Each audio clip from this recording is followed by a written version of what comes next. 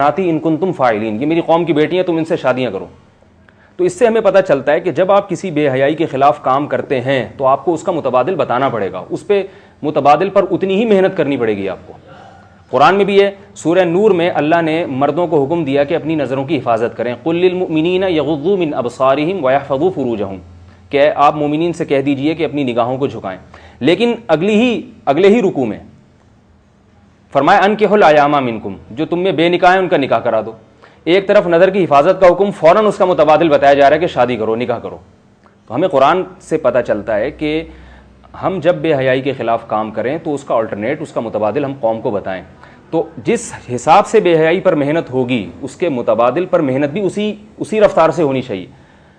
اب یہ جو باہر کی تنظیمیں ہیں یہ اس کی کوشش کر رہی ہیں کہ میل ٹو میل اور فیمیل ٹو فیمیل ان چیزوں کو، اس بے حیائی کو رواج دینے کی کوشش کر رہی ہیں. ظاہر ہے اس پہ جو ضرب لگائی جا سکتی ہے وہ اسی طرح کہ مرد کے لیے حلال راستوں کو، اور جو فطری راستہ ہے، نیچر جس کو قبول کرتی ہے، وہ یہی ہے کہ مرد کو اللہ نے عورت کے لیے بنایا، عورت کو اللہ نے مرد کے لیے بنایا. تو جب ایک مرد ایک سے زیادہ بیویاں رکھے گا تو ظاہر ہے عورتیں بغیر نکاح کے رہ نہیں پائیں گی. پھر وہ کوئی، یعنی جب نکاح کے بغیر عورتیں ہوں گی تو فیمیل کو فیمیل سے اور میل کو میل سے کوئی میل ہی نہیں رہے گا. ٹھیک ہے نا، کوئی آپس میں یہ ان چیزوں کی نوبت ہی نہیں آئے گی.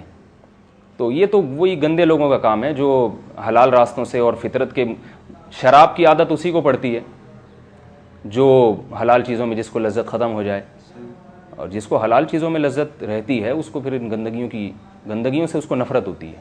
اچھا، ہمارے جو اسلام کا جو روشن دور تھا اس میں یہ اس زمانے میں ظاہری بات ہے اس طرح کا میڈیا بھی نہیں تھا جی، اور اگر بے حیائی بھی نہیں تھی معاشرے کے اندر، جی، اور دوسری طرف وہاں کثرت ازواج کا بھی سلسلہ تھا، اور پھر ایک جو کنیزیں اور لونڈیوں کا جو تھا سلسلہ وہ بھی تھا، وہ الگ سے تھا. تو یہ کنیز اور لونڈی اس کا کیا فلسفہ ہے، کیا ہے، اور آج کے دور میں کیوں نہیں ہے؟ دیکھیے کنیز اور لونڈی کو ہمارے جو مستشرقین ہیں نا، انہوں نے تو ایک عجیب سا وہ بنا کے پیش کیا ہے کہ اسلام میں گویا عیاشی کا ایک موقع فراہم کیا گیا ہے. لیکن اگر آپ دیکھتے ہیں کنیز اور لونڈی کی بنیادی حقیقت کیا ہے تو آپ کو پتہ چلے گا کہ اسلام نے بھی ایسا ایک راستہ مرد کے لیے متعین کیا ہے جس سے بہتر کوئی متبادل تھا ہی نہیں. مثال کے طور پر آپ جنگ میں دشمن کے سارے مردوں کو قید کر لیتے ہیں. لونڈی ایسے تو نہیں بنتی کہ کوئی کسی کو بھی جا کے لونڈی بنا لے. لونڈیوں کا تصور یہ تھا کہ آپ نے لڑائی ہوئی ہے آپ کی کسی سے، ان کے سارے مرد، کچھ تو بہت سارے تو قتل ہو گئے، بہت سارے گرفتار ہو گئے. اب جو بہت سارے مرد گرفتار ہوئے ان کے ساتھ ان کی عورتیں بھی، بیٹیاں، بیویاں، جو ان کے ساتھ تھیں بہنیں، وہ بھی گرفتار ہوئی ہیں. اب اسلام، یعنی 3 راستے ہیں ہمارے پاس. یا تو یہ کہ ہم ان سب کو قتل کر دیں، یہ بھی جائز ہے کیونکہ لڑائی کے دوران یہ پکڑے گئے ہیں، کوئی معاہدہ ایگریمنٹ نہیں ہوا ان سے. دوسرا راستہ یہ ہے کہ ہم ان سب کو چھوڑ دیں. اور تیسرا راستہ یہ ہے کہ ان کو اپنی خدمت کے لیے غلام بنا لیں. جس قوم کو لڑائی کے ذریعے، جنگ کے ذریعے پکڑا گیا ہو اس کو احسان کر کے ایسے ہی چھوڑ دینا یہ قانون نہیں بنایا جا سکتا. اس کی ترغیب تو دی جا سکتی ہے لیکن یہ غالب آنے والی قوم جو لڑ کے کسی قوم پہ غالب آئی ہو وہ اس کی فطرت اس کو قبول نہیں کرے گی کہ ہم نے اتنی محنت سے ان کو گرفتار کیا اور پکڑا اور جنگ میں اپنے قبضے میں لائے، ان کو ہم ایسے ہی چھوڑ دیں. دوسرا راستہ یہ تھا کہ بھئی ان کو جو ہے قتل کر دیں سب کو. تو قتل ہونے سے بہتر نہیں ہے کہ ان کو غلام بنا کے رکھا جائے تاکہ ان کی بھی زندگی کسی کام میں آ جائے اور ان کو بھی. اور غلام جس کو بنایا جاتا ہے یا باندی بنایا جاتا ہے تو اس غلام اور باندی کا سارا خرچہ اس کے آقا اور مالک کے اوپر ہوتا ہے. اب عورتوں کو اگر جس کا غلام بنایا گیا ہے، جس کے حوالے کیا گیا ہے، اس کو اگر اس سے ہم بستری کی اجازت نہ دی جاتی تو نہ ان عورتوں کے جذبات پورے ہوتے نہ ان مردوں کے، اس سے زنا کا راستہ کھلتا. تو ان کو بہت سارے احکامات وہی ان پہ جاری کیے گئے جو بیویوں کے ہوتے ہیں. مثلا جس کے حوالے کی گئی ہے وہ باندی، اس کے علاوہ کوئی اور اس سے سیکچوئل ریلیشن شپ قائم نہیں کر سکتا. نمبر 2، اس سے اولاد ہوگی تو وہ ثابت النسب ہوگی، اس کو وراثت ملے گی، اور اس کا سارا خرچہ اور پانی اس کے مولا اور آقا کے ذمے. تو گویا وہ ایک بالکل بیوی ہی کی طرح ہے وہ. اچھا، جو یہ لونڈی یا کنیز جو ہے وہ جیسے ایک نکاح جو ہے اہل کتاب سے تو چلیں ہو سکتا ہے جی، تو کیا اگر لونڈی اور کنیز ہندو ہے؟ نہیں، اس سے وہ معاملات نہیں ہو سکتے جو زوجہ کے ساتھ معاملات ہو سکتے ہیں، وہ ہندو باندی کے ساتھ نہیں ہو سکتے. اس کے لیے اہل کتاب ہونا ضروری ہے. جی. اچھا، آج کے دور میں کیوں نہیں ہے یہ سلسلہ؟ آج کے دور میں بین الاقوامی معاہدہ ہے تمام مسلمان ملکوں کا، اقوام متحدہ اس میں شامل تھی، کہ کوئی بھی کسی قوم کو غلام نہیں بنائے گا، باندی نہیں بنائے گا. اس بین الاقوامی معاہدے کی وجہ سے تمام ممالک اس کا خیال کرتے ہیں.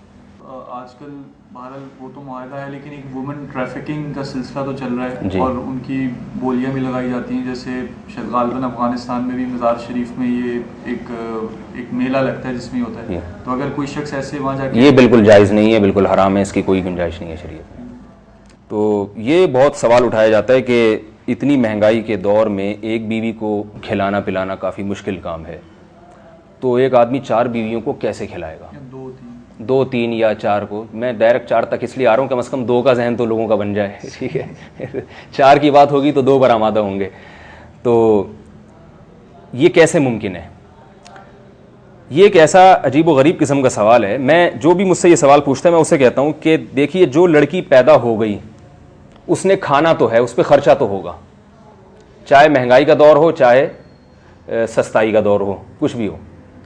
اب اگر مرد اس سے نکاح کر کے اسے اپنی کفالت میں نہیں لے کر آتا تو اس کے باپ کو کھلانا پڑے گا اس کو. اور بوڑھے باپ کے لیے اپنی 6 بیٹیوں کو کھلانا، یہ مجھے بتائیے کہ زیادہ مشکل ہے یا ایک مرد کے لیے، اپنی جوان آدمی کے لیے جس میں کمانے کی طاقت ہے اور اس کے اپنی بیویوں سے بہت سارے مفاد بھی وابستہ ہیں، اس پر یہ ذمہ داری ڈالنا زیادہ اچھا کام ہے. تو لڑکی جب پیدا ہو گئی اس نے کھانا تو ہے اور اس کی باقی بھی ضرورتیں تو پوری تو کرنا یہ مردوں کی ذمہ داری ہے.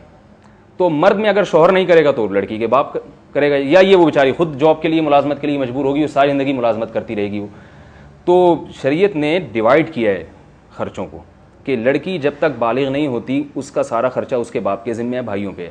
اور جب وہ بلوغت کی دہلیز پہ قدم رکھتی ہے تو فطرت یہ ساری ذمہ داری مرد کے کندھوں پہ ڈالنا چاہتی ہے. تو ایک جواب تو اس سوال کا یہ ہو گیا. دوسرا یہ کہ میں یہ کہتا ہوں کہ آپ کی تنخواہ اگر کم ہے، مثال کے طور پر ایک آدمی 10,000 روپے کماتا ہے، مجھ سے لوگ سوال آ کے پوچھتے ہیں مولوی صاحب اس 10,000 میں ہم کیسے شادی کریں؟ تو میں یہ کہتا ہوں آپ اگر غریب ہیں، خود کو غریب سمجھتے ہیں، تو ایسا تو نہیں ہے کہ پورے پاکستان میں، پورے ملک میں آپ سے زیادہ غریب کوئی نہ ہو. آپ ایسی لڑکی سے شادی کریں جس کے باپ کی آمدن 5,000 ہو اور وہ 5,000 میں اپنی 4 بیٹیوں کو کھلا رہا ہو، تو وہ آپ کو رشتہ بھی دے دے گا بخوشی. وہ کہے گا جب میں 5 میں 4 کو کھلا سکتا ہوں تو یہ 10 میں 2 کو یا 1 کو کیوں نہیں کھلا سکتا؟ تو اگر آپ یہ دعویٰ کرتے ہیں کہ غربت اتنی ہے اور اس غربت سے سب سے زیادہ میں متاثر ہو رہا ہوں اور سب سے زیادہ میں غربت کا شکار ہوں، تو یہ دعویٰ غلط ہے. آپ اگر غریب ہیں تو آپ سے بھی زیادہ اور بہت سارے غریب ہوں گے، تو آپ اپنے سے کمتر کی طرف نکاح کا پیغام بھیجیں اور اس میں آپ نکاح کریں تو انشاءاللہ وہ. اور پھر اللہ کا وعدہ ہے قرآن مجید میں، ان یکونوا فقراء یغنیہم اللہ من فضلہ. سورہ نور میں جہاں اللہ نے نکاح کا حکم دیا تو عجیب ترین بات یہ ہے کہ اللہ نے جب نکاح کا حکم دیا تو ساتھ ساتھ یہ فرمایا کہ اگر فقیر ہوگے تو اللہ اپنے فضل سے تمہیں غنی کر دے گا. دیکھیے کسی اور اعتراض کا جواب نہیں دیا یہاں پہ اس آیت میں. نکاح کے فوراً بعد، کیونکہ انسان کے ذہن میں سب سے پہلے معاش کا تصور آتا ہے کہ میں کھلاؤں گا کیسے، پھر بچوں کی پیدائش ہوگی، میں کیسے ان کی کفالت کروں گا، مہنگائی ہے، غربت ہے، وغیرہ وغیرہ. تو قرآن چونکہ قیامت تک کے لیے ہے نا، اللہ تعالیٰ تو انسان کی نفسیات سے واقف ہیں، لہذا سورہ نور میں اللہ نے جہاں نکاح کا حکم دیا فوراً اس غربت والے اعتراض کا جواب دیا ہے کہ غربت کو نکاح میں رکاوٹ نہ سمجھنا. اگر تم فقیر ہو، غریب ہو، تو اللہ کی رحمت سے امید رکھو، یغنیہم اللہ من فضلہ، اللہ تمہیں نکاح کے بعد اپنے فضل سے غنی کرے گا، تمہیں بیوی بچوں کا خرچہ تمہاری جیب میں اللہ ضرور پیدا کرے گا. اس آیت کی وجہ سے حضرت ابو بکر رضی اللہ تعالی عنہ کا قول ہے کہ اے لوگو، غنا اور مالداری کو نکاح میں تلاش کرو، کیونکہ اللہ تعالیٰ نے نکاح پر جو ہے مالداری کا وعدہ کیا ہے. اور حضرت عمر رضی اللہ تعالی عنہ فرماتے تھے، عجبت لمن ابتغى الغنى بغیر النکاح واللہ یقول ان یکونوا فقراء یغنیہم اللہ من فضلہ. حضرت عمر فرماتے تھے مجھے اس شخص پر تعجب ہے جو مالداری اور غنا کو شادی کے علاوہ کسی اور راستے میں تلاش کرتا ہے، اور کسی اور راستے میں اللہ نے غنا کا وعدہ نہیں کیا اور نکاح پہ تو اللہ نے وعدہ کیا ہے.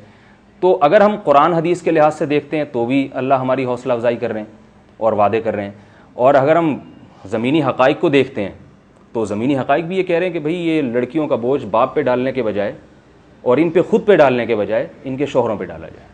اچھا، میرا آپ سے سوال یہ تھا کہ جو پاکستان کے قانون میں یہ ہے کہ اگر ایک شخص دوسری شادی کرتا ہے تو اس کو اپنی پہلی بیوی سے اجازت لینا ضروری ہے. جی، تو کیا یہ قانون جو ہے شرعی طور پہ جائز ہے یا نہیں جائز؟ شریعت کو اگر ہم دیکھتے ہیں تو قرآن مجید نے، میں نے آپ سے جیسے بار بار عرض کیا کہ ایک شرط لگائی ہے، وَإِنْ خِفْتُمْ أَلَّا تَعْدِلُوا فَوَاحِدَةً. اگر تمہیں یہ خوف ہے کہ تم عدل نہیں کر سکتے تو ایک کرو. اس میں کہیں یہ نہیں ہے کہ اگر تمہیں یہ خوف ہے کہ تمہاری بیوی جھگڑا کرے گی یا تمہاری بیوی اس کو پہ ناراض ہوگی یا وہ اجازت نہیں دے گی، ایسی کوئی شرط نہیں ہے۔ تو یہ فقہ کا اصول ہے اور چاروں ائمہ میں متفقہ اصول ہے کہ کتاب اللہ کا جو مطلق حکم ہے، یعنی اس میں اگر کوئی شرط نہیں ہے، احادیث میں کوئی حکم ہے جو مطلق رکھا گیا اس میں کوئی شرط نہیں ہے، تو بعد میں کوئی شخص اس حکم کو اپنی طرف سے کوئی شرائط لگا کے اس میں قیدیں نہیں بڑھا سکتا، اس میں مقید نہیں کر سکتا اس کو۔ تو اللہ نے جب ایک شرط لگائی ہے کہ تم یہ دیکھو کہ تم عدل کر سکتے ہو یا نہیں کر سکتے، اس کے علاوہ کوئی شرط نہیں ہے۔ تو اس لیے یہ کہ بیوی اجازت دے تو آپ کر سکتے ہیں، نہ دے تو نہیں کر سکتے، یہ شریعت کی روح سے بالکل غلط ہے۔ اس کی شریعت میں ایسا قانون سازی کی اجازت نہیں ہے۔ اور اگر ویسے بھی دیکھا جائے نا، اگر ہم اسی پر رکھ دیں کہ بیوی، تو کس کی بیوی اجازت دیتی ہے؟ اگر آپ مجھے اجازت تو میں آپ کو چھوٹا سا ایک دلچسپ واقعہ سناتا ہوں ایک جاننے والے کا۔ ہمارے ایک دوست ہیں، انہوں نے دوسری شادی کی، مجھے اپنا واقعہ سنا رہے تھے۔ یہ دور تھا، انہوں نے جو شادی کی ہے وہ ضیاء کے زمانے میں، ضیاء الحق کے دور میں، عمر میں مجھ سے کافی بڑے ہیں وہ۔ تو میں بڑا حیران ہوا، میں نے کہا آپ نے کیسے کر لی دوسری شادی اور کیا ری ایکشن ہوا تھا اس پہ؟ اب تو ماشاءاللہ ان کے بچے بڑے بڑے ہیں۔ تو کہنے لگے کہ میں نے جب شادی کی ہے تو نوٹس آ گیا عدالت سے کچھ دنوں کے بعد۔ کہتے ہیں میں پریشان ہوا کہ یہ نوٹس کس بنیاد پہ آیا ہے۔ میرے ذہن میں بھی یہ نہیں تھا کہ میری وائف نے میرے خلاف کیس کیا ہے، پہلی وائف نے۔ کہہ رہے ہیں کہیں 8-10 سال پہلے میں چمن سے کچھ اسمگلنگ کی گھڑیاں لے کر آیا تھا، تو مجھے خیال ہوا کہ کہیں ایسا تو نہیں ہے کہ وہ کیس پکڑا گیا ہو اور اسمگلنگ کی بنیاد پہ مجھے عدالت نے نوٹس جاری کیا ہو۔ فوجی عدالتیں تھیں۔ کہہ رہے ہیں بہرحال میں عدالت میں پہنچا تو دیکھا ایک کرنل صاحب بیٹھے ہوئے ہیں جج کی کرسی پہ۔ تو کرنل صاحب نے مجھے عدالت کے کٹہرے میں کھڑا کیا جب ان کا نمبر آیا، اور ڈانٹ کے پوچھا کہ آپ کی بیوی میں کیا خرابی ہے؟ نہیں، بلکہ پہلے یہ پوچھا کہ کیا کرتے ہو؟ کہتے میں نے کہا سر کرتا تھا اب نہیں کرتا۔ ان کے ذہن میں تو ظاہر ہے وہ اسمگلنگ والا۔ کرنل صاحب نے پوچھا کہ آپ کیا کرتے ہو؟ کہنے لگا سر میں کرتا تھا اب نہیں کرتا۔ کرنل صاحب کی بھی سمجھ میں نہیں آیا کہ کیا کہہ رہے ہیں۔ تو پھر اس نے دوسرا سوال یہ کیا کہ آپ کی پہلی بیوی میں کیا خرابی ہے؟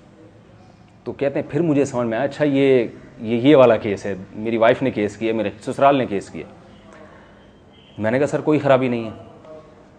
اس نے پوچھا کیا وہ بدصورت ہے؟ میں نے کہا نہیں سر بہت خوبصورت ہے۔ تمہاری اس سے اولاد نہیں ہے؟ نہیں سر اولاد ہے میری۔ بد اخلاق ہے؟ میں نے کہا نہیں ماشاءاللہ بہت اچھے اخلاق کی مالک ہے۔ پھر اس نے ڈانٹ کے پوچھا کہ پھر آپ نے کیوں کی ہے دوسری شادی؟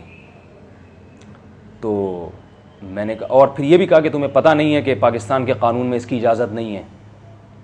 تو میں نے کہا کہ سر اللہ کے قانون میں تو اجازت ہے اس کی، ٹھیک ہے نا، اس لیے میں نے کی ہے۔ کہہ رہے ہیں جب میں نے یہ بات کی نا کہ اللہ کے قانون میں اس کی اجازت ہے تو وہ جج کا غصہ ٹھنڈا ہو گیا، اور وہاں جتنے لوگ موجود تھے جج صاحب نے سب کو باہر نکالا اور مجھے قریب بلایا، ایک کرسی منگوائی، اس پہ بٹھایا اور ہاتھ ایسے آگے بڑھایا مسافے کے لیے اور کہا کہ میں نے خود بھی 2 کی ہوئی ہیں ٹھیک ہے۔ تو کہا کہ اصل بات یہ ہے کہ مجھے تمہاری صاف گوئی پسند آئی ہے۔ کہا یہاں اس سے پہلے بھی بہت کیسز آ چکے ہیں دوسری شادی کے، لیکن ہر آدمی اپنی پہلی بیوی پہ الزام ڈالتا ہے، ایک تو اس پہ سوگن لے کر آئے ہیں یہ تکلیف، اور پھر دوسرے اس کو بدنام کرتے ہیں پورے معاشرے میں۔